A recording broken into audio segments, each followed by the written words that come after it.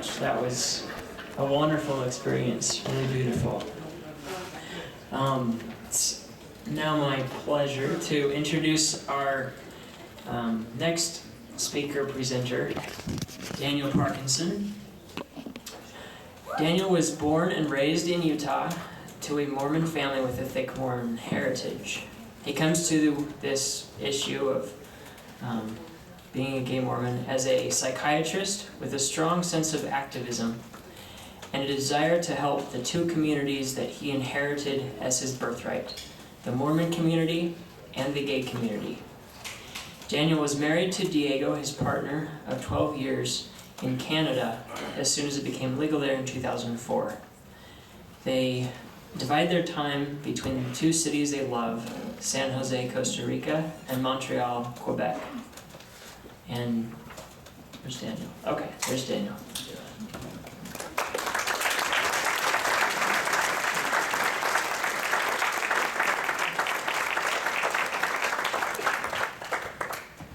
I've learned not to say anything in front of a microphone without reading it, otherwise I regret.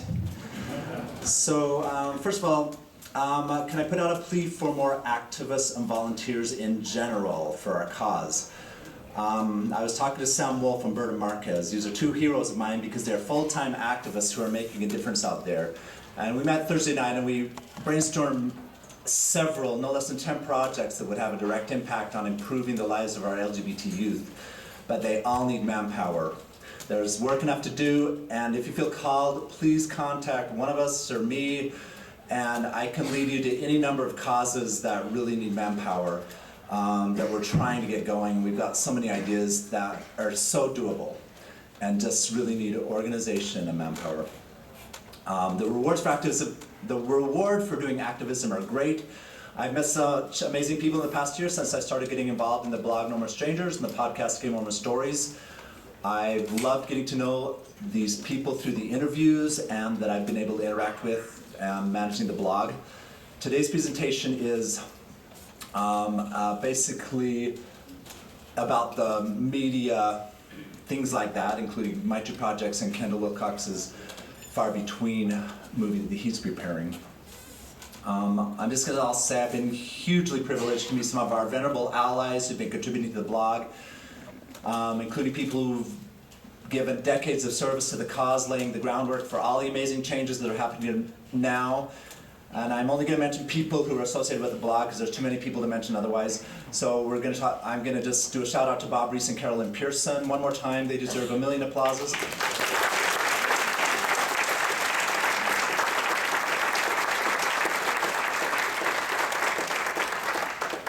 I just want to shout out to also the three other, there's lots of blog authors, but there's three particular people who have done a major amount of help with that, is John Gustav Rothal, and of course the Montgomerys. I also want to just mention in general the amazing families I've met through these interactions, and that's my favorite part of this project is that the families I've met who are allies, and I've had the most interaction with the Montgomerys and the Abhals, and they're such fantastic people, and I'm gonna cry. I've never cried in public before. The Montgomerys have had the most impact on everything they've touched, and I'm only going to talk about No More Strangers because there's too many other things to list, but they have been really a heart behind this project, and their contributions have been so important to that blog, and so I just want to mention that in that context. But I also want to thank everyone here who's done posts for the blog. There's been a lot of amazing guest posts, and that's really what's driving this. Please send me more essays. We can't keep it going unless I get more stuff. So it's got to come from y'all. And thanks to those of you who have. And I want to do another shout out to the youth that I've gotten acquainted through that, and a few of them are present. Some of them have done contributions either to the blog or the podcast that'll either come out. So I really want to thank John and Sterling and Aaron if they're here, and for those contributions. I also want to ask Jordan to come up here. I just want to come stand with me for a second. When I was 12 years old, I saw Saturday's Warrior, and I was at that perfect age to see it because it just moved me completely. And the thing that was my most favorite part about it was the relationship Jimmy and Pam had. Because Jimmy, you know, he had some struggles, but his biggest support in life was his twin sister. And it made me want to have a sister close to my age. And I really, really thought that was so amazing. You know, it was fictional, but we have a contributor to our blog who's also been an amazing sister. She wrote one of our most successful blog posts ever, and she was just writing about how she decided to stick up for her brother, but also decided to stick up for all LGBT people. And I hope you will all go read her post, Oblivion, and you'll see why she deserves the reward, but there's also other things she's done. She's spoken out bravely in church, school, youth conferences. She's corrected leaders. She's starting a gay-straight alliance in her school. And this is what is helping more than anything in our cause. And so I'm just so proud of Susannah Montgomery for what she's doing.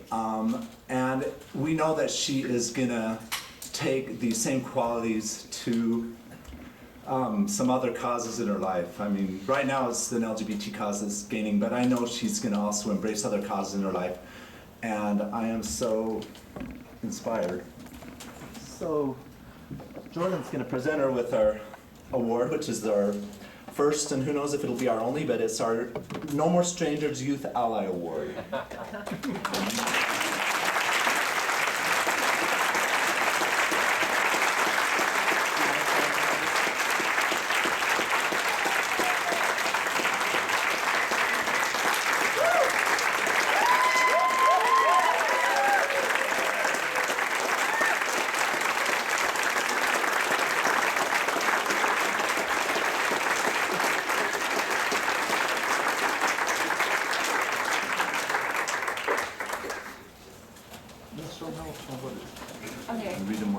Hey guys, as you know, this is my sister Susannah. She's so amazing and she's like my favorite person ever. The award we are giving her is this prism that has her name on it, and then it says No More Strangers as in her blog post that she wrote, and then it's the Youth Ally Award. And she's also changing our world. And this is a prism, so whenever light shines through it, there's actually a rainbow that comes out of it, which is totally fabulous. So, there's that.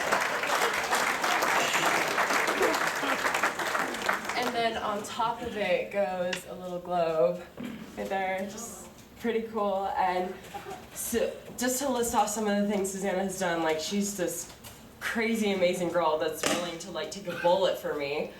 And okay, like we did something called EFY. For those of you who don't know what that is, it's especially for youth. It's for just Mormon youth that go off and like do scripture study and stuff. And we were in like one of our classes together. We had the same class together, and she and they had this talk, and one of the teachers mentioned there was this gay marriage thing, and he spoke derogatory about it, and she raises her hand. She's just like, excuse me, that's against the church's website, that's against the church's position. Like, she goes up against this guy.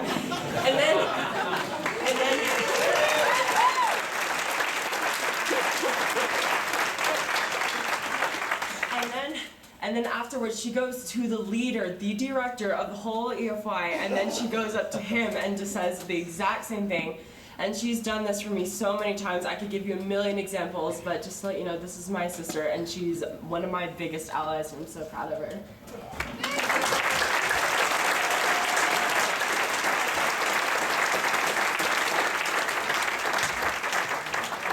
And we're also giving her a book, which is one of the less commonly easy to find hardcore. It's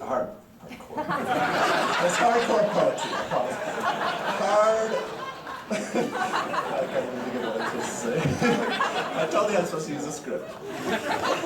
This is Carolyn Pearson's book this is the original book that made her famous, actually.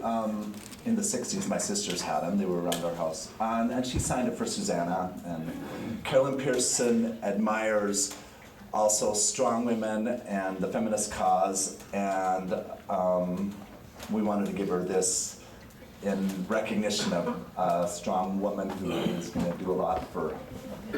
Thank you.